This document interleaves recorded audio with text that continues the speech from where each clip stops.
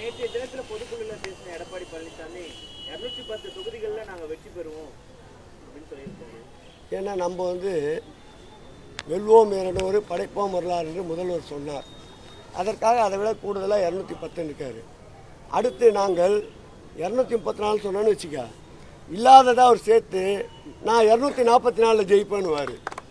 இதுதான் அவரோட கொள்கை. ஏட்டிக்கு போட்டியாக பேசுகிறது தான் இன்றைய கள வரலாறு.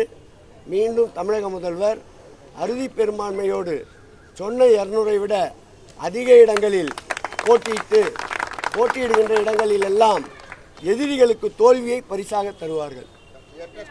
சட்டை குறிச்சிட்டு போனாரு. வரக்கூடிய 2030 தேர்தல் வெற்றி பிறகு என்ன நிலைமைக்கு ஆளாக போறாரு அப்படின்றதையும் எடப்பாடி பழனிசாமி சொல்லியிருக்காரு. நாகரிகமற்ற பேச்சுக்கள் இதெல்லாம். அவரை கூட ஏற்கனவே சேலத்தில் வேட்டியை உருவி இருக்கிறாங்க. அதெல்லாம் சொன்னால் நல்லா இருக்குமா? நாகரிகத்தோடு, அரசியல் நாகரிகத்தோடு பேச வேண்டும். அவருடைய பேச்சிலே தெரிகிறது அவர் வெறுப்பின் உச்சத்தில் இருக்கின்றார்.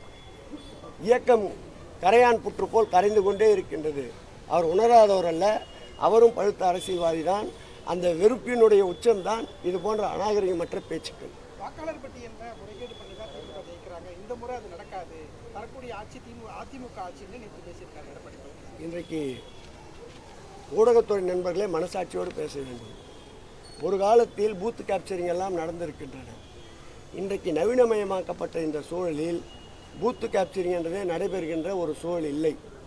அதோடு மட்டுமில்லாமல் வாக்குப்பதிவிற்கு பிறகு கூட ஏதாவது குறிப்பிட்ட வாக்குச்சாவடிகளை பற்றி புகார் அளித்தால் வாக்குப்பதிவான சதவீதத்தை கணக்கில் கொண்டு மறுதேர்தல் நடத்தப்படுகின்றது. ஆகவே கள்ளத்தனமாக ஜெயிக்கின்ற ஒரு சூழ்நிலை இங்கே இல்லை.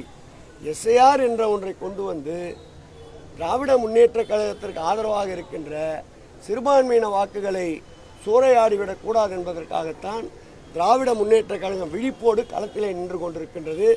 எந்த அரசியல் இயக்கமும் களத்திலே இல்லை. ஒரு சில அரசியல் இயக்கங்களால் BLA 2ஐ கூட போட முடியாமல் நின்று கொண்டிருக்கின்றார்கள்.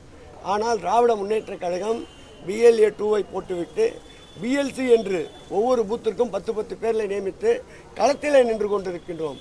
ஆகவே களத்திலே களமாட முடியாதவர்கள் இது போன்ற பொய்யான குற்றச்சாட்டுகளை, அவதூறுகளை கிளப்பிக் கொண்டுதான் இருக்கிறார்கள். அதை பற்றி நாங்கள் செவிமடுப்பதில்லை. எங்கள் பணி, மக்கள் பணி தொடரும்.